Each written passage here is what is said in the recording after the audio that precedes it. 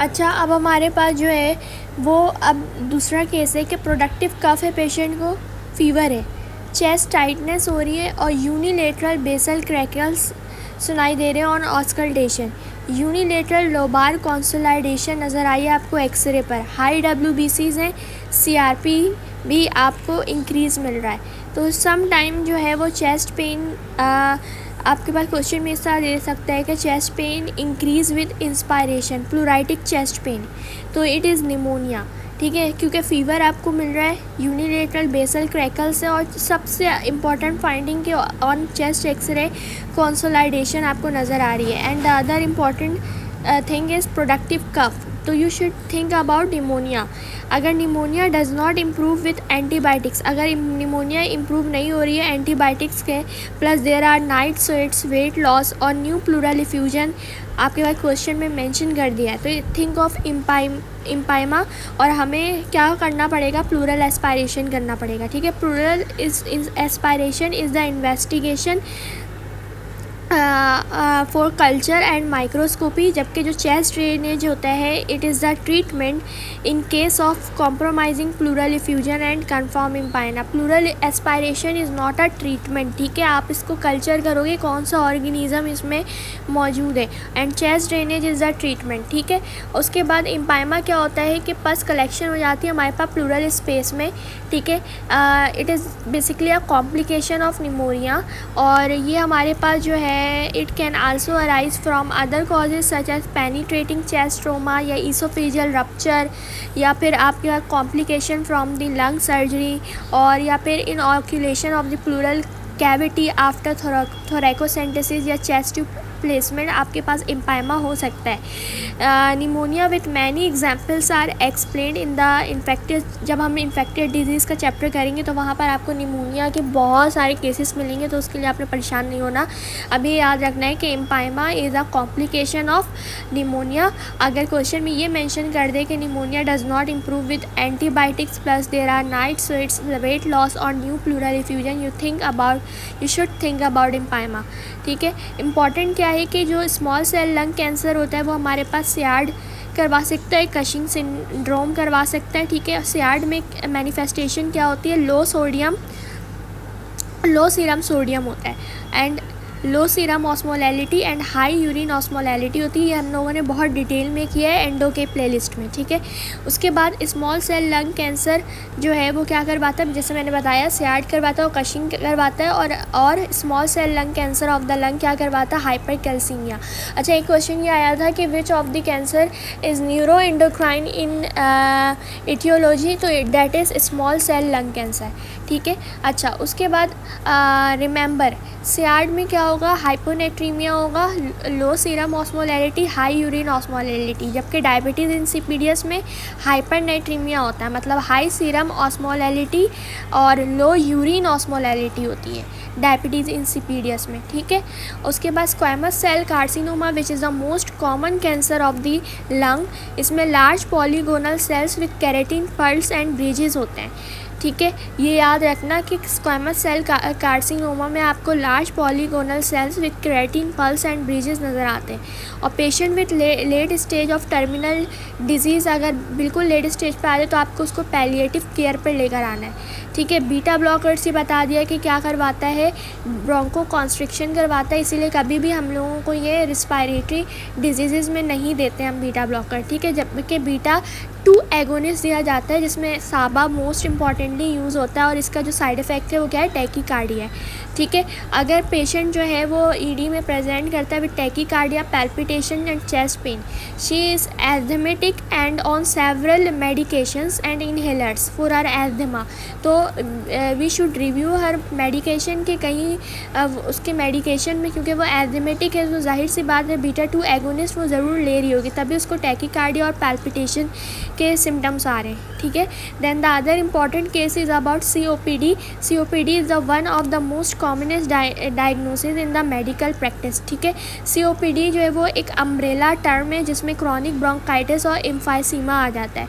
ठीक है, vast majority of cases में COPD जो मोस्ट कॉमनली एसोसिएटेड होती है वो स्मोकिंग के साथ होती है, जबकि जो some patient with more mild disease COPD के पेशेंट में आपने जस्ट ब्रोंकोडायलेटर वही बीटा 2 एगोनिस्ट देना होता है, ठीक है, और उसमें साबा आ जाता है ओकेजनली, जबकि जो अगर पेशेंट जो है वो सेवरल हॉस्पिटल एडमिशन्स उसको ज़रूरत पड़ रही है सेकेंडरी टू इन्फेक्टिव एक्सरबेशन, तो उसमें हमें जो है वो दूसरी ट्रीटमेंट देनी होती है। उसकी ट्रीटमेंट हम आगे पढ़ेंगे।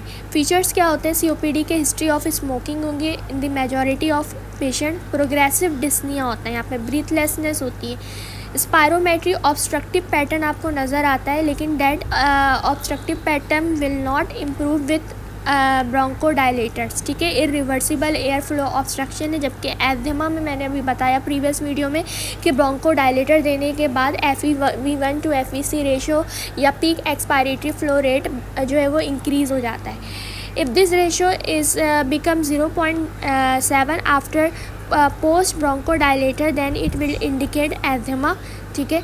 अदर टर्म में COPD के अंदर और क्या हो सकता है? प्रोडक्टिव वीज या hyper inflated chest on x-ray नज़र आ रहा है, ठीक है। और सीवियर केसेस में right sided heart failure, cor pulmonale करवा सकता है COPD। Chronic bronchitis most commonly करवाता है, ठीक है, रिजल्टिंग इन पेरिफेरल एडिमा। और नोट नॉइजी ब्रीथिंग और हॉर्सनेस ऑफ वॉइस जो can be seen due to chronic smoking, ठीक है। इन्वेस्टिगेशन क्या होगी COPD की कि पोस्ट ब्रोंकोडायलेटर स्पायरोमेट्री जो है वो इम्प्रूव नहीं होता, ठीक है, सारी चीज़ें वैसे ही रहती हैं। Increase residual volume due to air trapping, it is important, ठीक है। अगर आपको इंक्रीज रेसिडुअल वॉल्यूम मिल रहा है एयर ट्रैपिंग की वजह से, that is COPD। Chest x-ray पर हाइपर इन्फ्लेशन होती ही इसीलिए है क्योंकि एयर ट्रैपिंग हुई हुई होती है। बुल्ला नज़र आ रहा है या फ्लैट हेमी डायफ्राम नज़र आ रहा है या ग्रेटर दैन 7 पोस्टीरियर रिप्स नज़र आ रहे हैं चेस्ट एक्सरे पर, ठीक है। एंटीरो पोस्टीरियर डायमीटर जो है वो इंक्रीज़ हुआ होता है। Flat hemi diaphragm, hyper inflation, it will lead to it will indicate that the patient might have COPD, ठीक है। तो आपने FVC करवाओगे टू एक्सक्लूड सेकेंडरी पॉलीथेमिया, ठीक है, और BMI कैलकुलेशन आपको करनी होगी इसमें, ठीक है। इम्पॉर्टेंट पॉइंट आपने याद रखना है कि on spirometry COPD will not improve, ठीक है, या वेरी माइल्ड अनरिमार्केबल इम्प्रूवमेंट नज़र आती है जिसको हम नेग्लिजिबल कंसीडर करते हैं, ठीक है। उसके बाद COPD जो है वो क्या है कि chronic bronchitis is one of the form of COPD, thus the answer is chronic bronchitis, ठीक है। अगर ऑप्शन में COPD मेंशन ना हो तो अगर ये सारी चीज़ें आपको मेंशन कर दे क्वेश्चन में तो you should choose chronic bronchitis. Chronic bronchitis क्या होता है कि प्रोडक्टिव कफ हो रही होती है पेशेंट को, that last for 3 month. Other features में क्रॉनिक ब्रोंकाइटिस में progressive dyspnoea, wheeze plus minus low grade fever हो सकता है, ठीक है। Many people with chronic bronchitis have COPD। तो tobacco smoking is the most common cause of COPD। अगर patient जो है वो if a smoker with symptoms of breathlessness आए और चेस्ट टाइटनेस हो, that worse at night and early morning, votes at night and early morning diurnal pattern आपको नज़र आ रहा है, तो think of asthma specially in the presence of कोई एटोपी, एक्जिमा या एलर्जिक राइनाइटिस वगैरह की हिस्ट्री भी अगर मेंशन कर दे तो यू शुड चूज़ एस्थमा, भले स्मोकिंग आपके पास यहाँ पर लिख दे, ठीक है। मैनेजमेंट क्या होती है COPD के स्टेबल केसेस में पेशेंट को स्टॉप करवाना है स्मोकिंग, ठीक है, और शॉर्ट एक्टिंग बीटा एगोनिस्ट दिया जाता है जिसमें सैलब्यूटामोल आ जाता है विच is the first line treatment, या आप शॉर्ट एक्टिंग मस्कुराइनिक एंटागोनिस्ट दे सकते हो, सामा दे सकते हो, ठीक है। अच्छा, उसके अलावा आप long acting beta 2 agonist add कर सकते हो या लॉन्ग एक्टिंग मस्कुराइनिक एंटागोनिस्ट ऐड कर सकते हो। अगर यहाँ पर एस्थमा के फीचर्स मौजूद हैं तो स्टेरॉइड रिस्पॉन्सिवनेस बहुत अच्छी देता है एस्थमा का पेशेंट, तो आप लाबा ऐड कर दो ICS के साथ। अगर पेशेंट फिर भी ब्रीथलेसनेस और एक्सरबेशन हो रही है, ट्रिपल थेरेपी हमें ऑफ़र करना है, ठीक है, यानी लामा और plus LABA plus ICS। NICE guideline, the use of combined inhalers where possible, oral theophylline दे सकते हो, ठीक है। तो नंबर 1 क्या करना है, आपको साबा देना है, स्मोकिंग स्टॉप करवानी है, साबा देना है, ठीक है। अगर फिर भी इम्प्रूवमेंट नहीं आती है तो उसमें आप लाबा ऐड कर दो, या आप तो दूसरा आप क्या कर सकते हो, लाबा के साथ लामा ऐड कर दो, ठीक है। लेकिन अगर पेशेंट को एस्थमेटिक फीचर्स हैं, ठीक है। तो लाबा के साथ आपको लामा ऐड नहीं करना, ICS ऐड करना है, ठीक है। और अगर फिर भी पेशेंट को ब्रीथलेसनेस है और एक्ससर्वेशन हो रही है तो ट्रिपल थेरेपी ऐड करनी है, लामा, लाबा, ICS, ठीक है। और फिर आखिर में क्या कर सकते हो, थायोफाइलिन ऐड कर सकते हो। तो थायोफाइलिन आफ्टर ट्रायल्स ऑफ शॉर्ट और लॉन्ग एक्टिंग ब्रोंकोडायलेटर, जब आपने शॉर्ट और लॉन्ग एक्टिंग ब्रोंकोडायलेटर्स दोनों ट्राई कर लिया, पेशेंट इम्प्रूव नहीं हो रहा, ठीक है, इनहेल थेरेपी नहीं पॉसिबल है मज़ीद, तो आप क्या करते हैं, उसमें नाइस गाइडलाइन के अकॉर्डिंग ओरल थायोफाइलिन देते हैं, ठीक है। Assess the need for LTOT मतलब long term oxygen therapy if any of the following.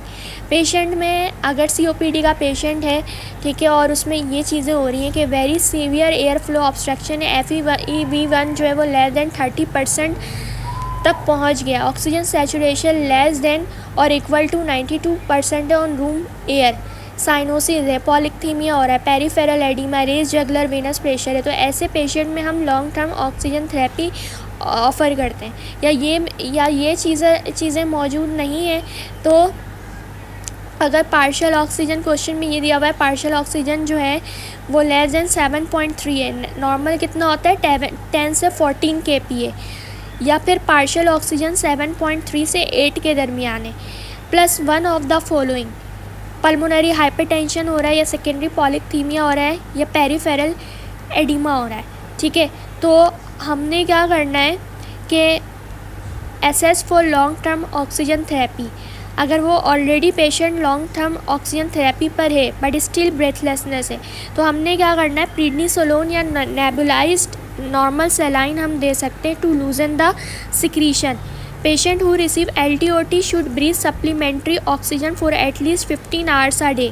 तो एक्यूट एक्ससर्बेशन का जो पॉइंट है वो आपने याद रखना है, क्या याद रखना है कि इसकी जो फर्स्ट लाइन मैनेजमेंट होती है ना एक्यूट एक्ससर्बेशन ऑफ COPD की, वो 24 से 28% ऑक्सीजन आपने देना होता है, not 100% by using venturi face mask में, और ऑक्सीजन सैचुरेशन हमें बिटवीन 88 से 92% तक लेकर आना होता है। और फिर क्या करना होता है, फर्स्ट ये हो गया, देन हम नेबुलाइज करते हैं बाय सैल्ब्यूटामोल या विथ इप्राट्रोपियम ब्रोमाइड, ठीक है। कॉर्टिकोस्टेरॉइड यूज़ किया जाता है 100 mg IV हाइड्रोकॉर्टिसोन या फिर 30 mg प्रीडनिसोलोन स्टेट, ठीक है। और अगर फिर भी कोई रिस्पॉन्स नहीं होता तो IV अमाइनोफाइलिन देना होता है। अगर पेशेंट को प्रुलेंट स्प्यूटम है, फीवर है, हाई CRP है, तो आपने क्या करना है, आपको दिख रहा है कि भाई इसको इन्फेक्शन भी हुआ है, तो आपने एंटीबायोटिक दे देनी है। After giving all this medication, अगर पेशेंट स्टिल डिस्निक है with impaired blood gas showing respiratory acidosis, low pH and high partial carbon dioxide, तो आपने नॉन इन्वेसिव वेंटिलेशन देनी होती है। Non invasive ventilation in patient with COPD exacerbation specially if अगर pH 7.25 से 7.35 के दरमियान है, रिस्पायरेटरी एसिडोसिस कहा जाता है इसको, ठीक है। उसके बाद अगर NIV नॉन इन्वेसिव वेंटिलेशन भी फेल हो जाता है तो आपने पेशेंट का और there is impaired mental status है, रिस्पायरेटरी अरेस्ट हुआ हुआ, हाई एस्पायरेशन रिस्क है, तो आपने पेशेंट को इंट्यूबेट करना और वेंटिलेट करना है, डेट इज़ इन्वेसिव वेंटिलेशन, ठीक है। One alternative valid answer is shift the patient to ICU यानी intensive care unit. Then the other one important indication for intubation is GCS less than 8। अगर patient unconscious है, आपने कभी भी non invasive ventilation नहीं करना, आपने हमेशा क्या करना है, इन्वेसिव करना है, इंट्यूबेशन एंड वेंटिलेशन। तो इट इज़ इम्पॉर्टेंट, बहुत इंपॉर्टेंट है COPD एक्ससर्बेशन की मैनेजमेंट किस तरह से होती है। तो जो मेन स्टेट ट्रीटमेंट है इसका वो ऑक्सीजन है, नेबुलाइजेशन है, ठीक है, कॉर्टिकोस्टेरॉइड है, देन IV अमाइनोफाइलिन है। फिर भी अगर पेशेंट डिस्निक है तो नॉन इन्वेसिव वेंटिलेशन ट्राई करना है। फिर आफ्टर नॉन इन्वेसिव वेंटिलेशन भी पेशेंट डिस्निक है, मतलब इम्पेयर्ड मेंटल स्टेटस है, रिस्पायरेटरी अरेस्ट हुआ, हाई एस्पायरेशन रिस्क है, इंट्यूबेट एंड वेंटिलेट कर दो। या अगर इंट्यूबेशन और वेंटिलेशन का ऑप्शन ना हो तो shift the patient to ICU intensive care unit, या GCS मेंशन कर दिया लेस देन 8 है। पेशेंट जो है ना GCS लेस देन 8 पे आपको पता है कि आपको पेशेंट कोमा में जा सकता है, तो इंटूबेशन करना होता है, ठीक है। तो यहाँ पर एक केस सिनेरियो दिया हुआ है कि 60-year-old man with history of chronic obstructive pulmonary disease is brought to the ER में लेकर आया जा रहा है, complaining of sudden onset of shortness of breath, और now he is using accessory muscles to breath, there is bilateral wheeze, उसका respiratory rate जो है वो 29 एंड ऑक्सीजन इज़ 80% है, और इमीडिएटली हमने ऑक्सीजन थेरेपी स्टार्ट कर दी है वाया वेंटुरी मास्क, और उसको नेबुलाइज भी कर दिया गया है, और IV हाइड्रोकॉर्टिसोन भी ट्राई कर लिया गया है। लेकिन चेस्ट एक्सरे पर बायलेटरली इन्फ्लेटेड लंग्स शो हो रहा है, और आफ्टर दिस इनिशियल मैनेजमेंट उसके जो ABG है वो 7.32 शो हो रहा है, और हाई पार्शियल कार्बन डाइऑक्साइड है। तो आपके पास ऑप्शन क्या बचता है? अमाइनोफाइलिन। अगर अमाइनोफाइलिन भी काम नहीं करता, पेशेंट की स्टिल वही हालत है, तो नॉन इन्वेसिव वेंटिलेशन यानी इंटूबेशन कर देनी है पेशेंट को, ठीक है, या shift the patient to ICU। उसके बाद द अदर केसेस उसी से रिलेटेड है कि 60-year-old मैन है with history of chronic obstructive pulmonary disease को ER में लेकर आया गया है with complaining of difficult breathing and confusion, और उसके जो ब्रेथ साउंड है वो क्वाइट है, मतलब एब्सेंट ब्रेथ साउंड है। GCS जो है वो 11 पे जा रहा है, respiratory rate is 9, oxygen saturation 80%, और पेशेंट जो है immediately start on oxygen via venturi mask, ABG पे लो pH और high partial carbon dioxide show हो रहा है। तो इस केस में पेशेंट को कन्फ्यूजन है, ब्रेथ साउंड एब्सेंट हो गए, रिस्पायरेटरी रेट 9 है, ठीक है। पेशेंट जो है ना कन्फ्यूजन है, तो इट इंडिकेट कि पेशेंट जो है वो अनकॉन्शियसनेस में जाने वाला है, ठीक है। तो आपने इंटूबेट और वेंटिलेट करना है, because the patient has respiratory rate 9 और उसके ब्रेथ साउंड जो है वो क्वाइट है, मतलब कि वो रिस्पायरेटरी अरेस्ट में जा रहा है और मेंटल स्टेटस इम्पेयर्ड है, therefore the valid answer is intubation and ventilation. उसके बाद फिर अगेन COPD से रिलेटेड क्वेश्चन है कि 55-year-old मैन है with a history of COPD ER में प्रेजेंट किया गया है with white chest, wheezes and breathlessness, febrile है, pulse rate 114 beats per minute है, ब्लड प्रेशर 128/82 है, respiratory rate 28 breath per minute है, और ऑक्सीजन सैचुरेटेड 85 है। उसे जो है वो 24% ऑक्सीजन दी गई है अभी तक सिर्फ वेंटुरी मास्क के ज़रिए। What is the next management? That is nebulise करो पेशेंट को, सही है, बाय सैल्ब्यूटामोल। रिमेंबर, अगर पेशेंट को परसिस्टेंट कफ है और क्यूपियस प्रोलेंट स्प्यूटम आ रहा है और tram track opacity that is bronchiectasis, to confirm the diagnosis we should perform high resolution CT scan which is HRCT। और एक्यूट एक्सरबेशन की मैनेजमेंट पीडियाट्रिक्स में कैसे होती है, मिलती जुलती है थोड़ी COPD से, कि ऑक्सीजन देना है, सैल्ब्यूटामोल नेबुलाइज़र देना है, ठीक है, इप्राट्रोपियम ब्रोमाइड नेबुलाइज़र फिर ऐड करना है, सैल्ब्यूटामोल एंड इप्राट्रोपियम को ना मिक्स किया जाता है इन सॉल्यूशन और बार बार दिया जाता है। फिर कॉर्टिकोस्टेरॉइड दिया जाता है। कॉर्टिकोस्टेरॉइड आप ओरल फॉर्म में भी दे सकते हो और IV फॉर्म में भी दे सकते हो। ओरल फॉर्म में अगर दे रहे हो तो आइदर लिक्विड फॉर्म में हो या वो क्रश टैबलेट्स हो जिसको वाटर में डिज़ोल्व करके दिया जा रहा हो। अगर स्टिल एजमा एक्सरबेशन है तो that is important point another के IV मैग्नीशियम सल्फेट ट्राइड किया जाता है first before the following 2 option. IV सैल्ब्यूटामोल और IV अमाइनोफाइलिन से पहले क्या ट्राई किया जाता है? IV मैग्नीशियम सल्फेट, ठीक है।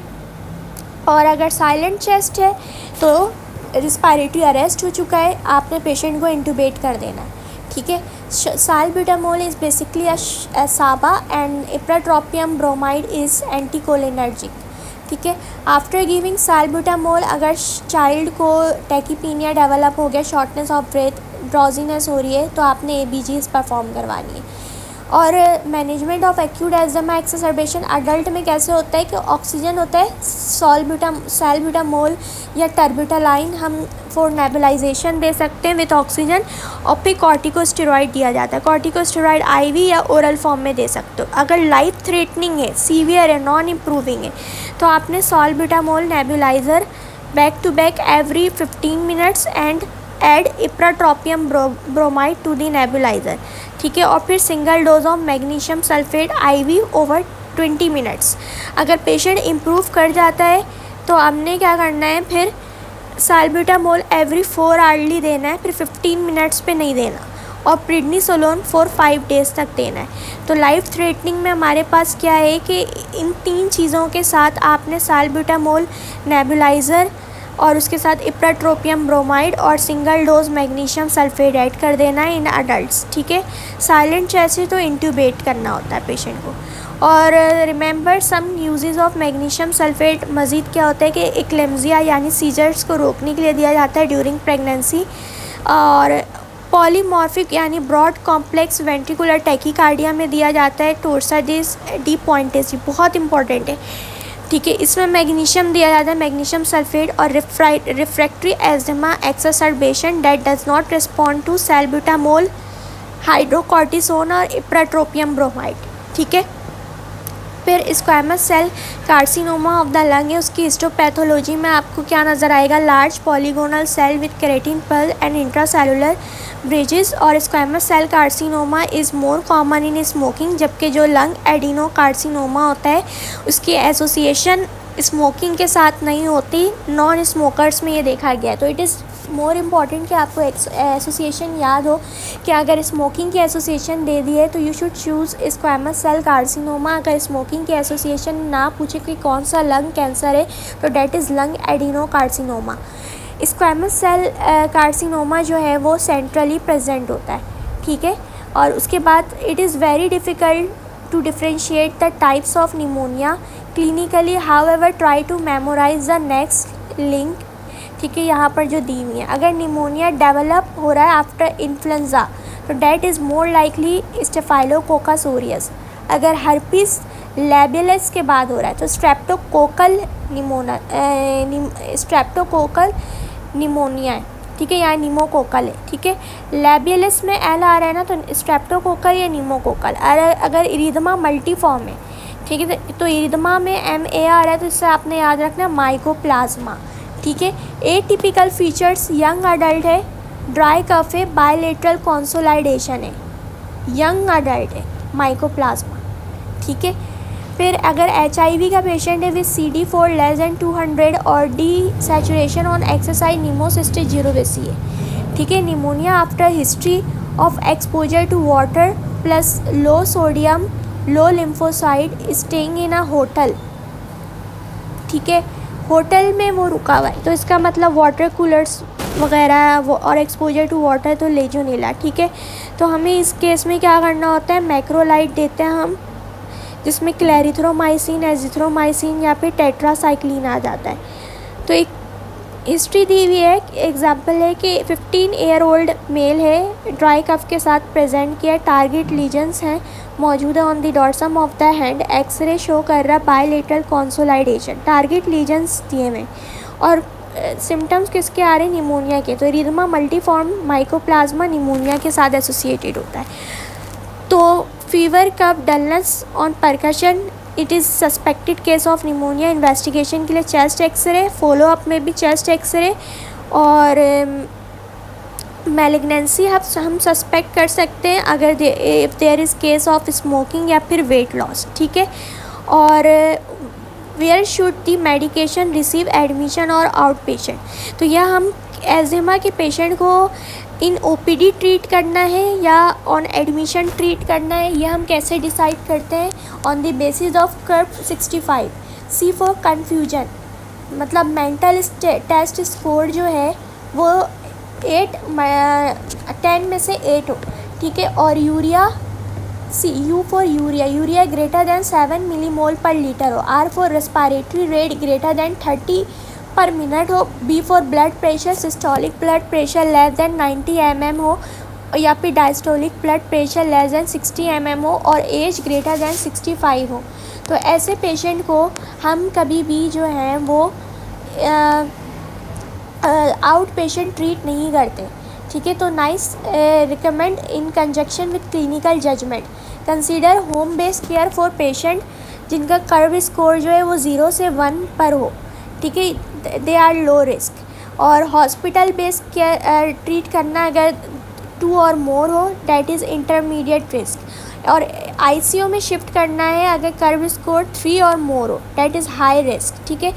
अब यहाँ पर एक केस दिया हुआ है 52 year old present with productive cough for 12 days. उसको शॉर्टनेस ऑफ ब्रेथ हो रही है, फीवर हो रहा है, रेस्पायरेटरी रेट 25। देखो एज रूल आउट हो गया, रेस्पायरेटरी रेट रूल आउट हो गया, heart rate 90 beats per minute और बीपी भी रूल्ड आउट हो गया, ठीक है। चेस्ट एक्सरे पर राइट लोअर कंसोलिडेशन है, लैब रिजल्ट्स अनरिमार्केबल और सीवियर एलर्जी टू पेनिसिलिन है। कर्व स्कोर 0 आ रहा है, can be manage at home. Severe penicillin allergic है, कोई एमॉक्सिसिलिन, कोई कोएमेक्सिक्लाव या कोई सेफेलोस्पोरिन नहीं देना। और अगर वो स्टैटिन पे नहीं है आप क्लैरिथ्रोमाइसिन दे सकते हो, अगर वो स्टैटिन पे है तो आप डॉक्सीसाइक्लिन देना है।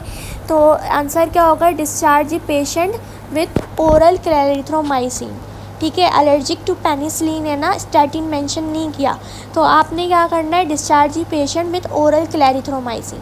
HIV पॉजिटिव पेशेंट है, प्रोफाइलेक्सिस एंटीबायोटिक क्या होनी चाहिए,